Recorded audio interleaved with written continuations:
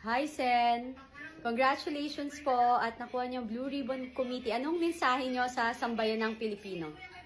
Unang-una, ako'y nagpapasalamat sa leadership ng Senate sapagkat pinagtiwalaan nila tayo ng isang napakalaking responsibilidad. Alam naman natin na yan ay isang komite na ang tanging trabaho niya ay ma-address natin ang lumulubhang katibalian sa ating bansa. Kaya nung ibigay nila sa akin ito ay katibayan lamang na inaasahan nilang una, kaya natin gawin. Pangalawa, yung tiwala.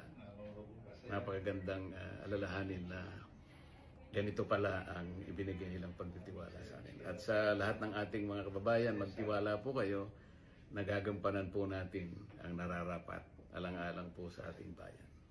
Yan. Thank you, Sen. Well-deserved po. Karapat-dapat po kayo sa posisyon na yan kasi alam namin ay paglalaban niyo kung ano yung dapat at nararapat as always. God bless po and more power. Picture.